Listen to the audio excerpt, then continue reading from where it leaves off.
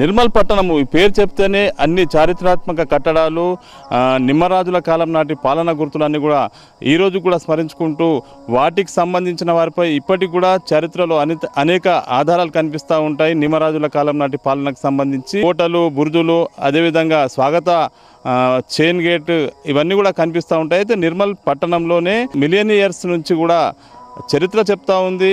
రాతి కొండలపై ఉన్నటువంటి బండరాళ్లను టచ్ చేస్తే సరాగాలు పలుకుతాయి, సంగీతం పలుకుతుంటాయి అని చెప్తారు. చూడడానికి వినడానికి వింతగా ఉన్నాయి, ఇది నిజం.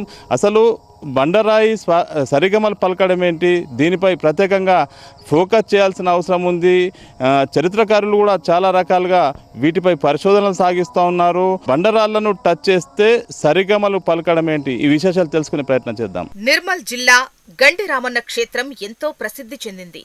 సప్త స్వరాలు పలికే మ్యూజికల్ స్టోన్ ప్రకృతి ప్రేమికులను, పర్యాటకులను ఆకర్షిస్తోంది. పర్యాటకులు ఈ మ్యూజిక్ స్టోన్ వద్దకు వెళ్లి ఆ సప్త స్వరాలు వింటారు. ఈ బండరాయిని మరో బండరాయితో కొడితే సప్త స్వరాలు పలుకుతాయి. రాయితో కొట్టగా వచ్చే శబ్దం ఖన్ ఖన్ అని వస్తుంది. అచ్చు బిందెను కొడితే ఎలా శబ్దం వస్తుందో అలా ఈ బండరాయిని కొడితే శబ్దం వస్తుంది. ఇదో అద్భుతంగా చెప్పుకుంటారు పర్యాటకులు. 600 మిలియన్ల ఏళ్ల క్రితం దక్కన్ పీఠభూమిలో అగ్నిపర్వతాల విస్ఫోటనాలు ఏర్పడ్డాయి. పైకొచ్చిన లావా గట్టిపడి స్టాల్ శిలగా మారింది అంటున్నారు. ఈ ప్రక్రియలో ఏర్పడ్డ కొన్ని శిలలు ఘన నిర్మాణం కారణంగా శబ్ద తరంగాలను ప్రత్యేకంగా ప్రతిధ్వనింపజేస్తాయని చెబుతున్నారు. రాతికొండపై వందల సంఖ్యలో నల్లరాళ్లు ఉన్నప్పటికీ ఇందులో ఓ రాయిని మాత్రం ప్రత్యేకంగా చెప్పుకోవచ్చు. ఈ రాయిని మరో చిన్నపాటి రాయితో తడిమితే సరిగమల స్వరాలు వినిపిస్తున్నాయి. 4 దిక్కులు ఒక్కో తరంగం వినిపిస్తుంటుంది. చివరి భాగంలో మాత్రం గుడిలో గంట మోగే కంచులాంటి శబ్దం వినిపిస్తుంది.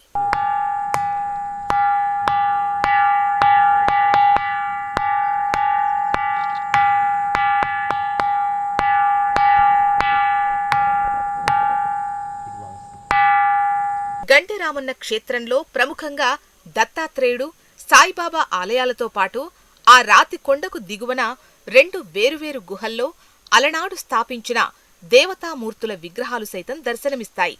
ఇదే ఆలయ గుహ ప్రాంతం నుంచి శబ్ద తరంగాలు వచ్చే కొండపై ఉన్న మ్యూజికల్ స్టోన్ వద్దకు చేరుకోవచ్చు.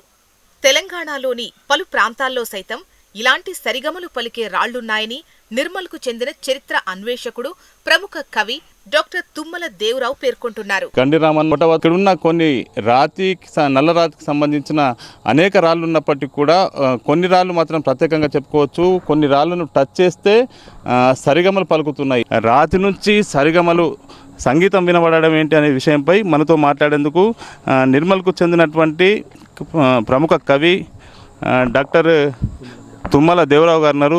దేవరావు గారు, చెప్పండి, రాతిపై సరిగమలు పలకడం, దీని చరిత్ర ఏంది, దీని ఆనవాళ్ళు ఏంది అసలు? ఈ మనము గండి రామన్న క్షేత్రానికి అభిముఖంగా ఉన్నటువంటి ఒక రాతి పర్వతం మీద మనం ఉన్నాము. ఈ పర్వతం యొక్క వయస్సు సుమారు 600 మిలియన్ల సంవత్సరాలు. దక్కన్ పీఠభూమిలో ఏర్పడినటువంటి అనేక పర్వతాలు కూడా 600 మిలియన్ల సంవత్సరాల క్రితం అగ్నిపర్వతాలు సంభవించడం వల్ల ఏర్పడినటువంటి రాతి గుట్టలివి. ఈ గుట్టనికి శిఖరం మీద ఒక అద్భుతమైనటువంటి రాయి ఉంటుంది. ఆ రాయిని మనం సింగింగ్ రాక్స్ అని, లేదా లిథోఫోనిక్ రాక్స్ అని, రాగాలు పలికే రాయి అని, లేకుంటే రింగింగ్ రాక్ అని కూడా పిలుస్తారు. వివిధ పేర్లతో పిలిచే ఈ రాయిని మనం ఎక్కడ ఒక రాతితో కానీ లేదా ఏదైనా ఇనుప ముక్కతో కానీ కొట్టినప్పుడు అద్భుతమైనటువంటి ఒక శబ్దాన్ని ఇది సృజిస్తుంది. అందుకే దీన్ని రాగాలు పలికే రాయి అని, రింగింగ్ స్టోన్ అని అంటారు.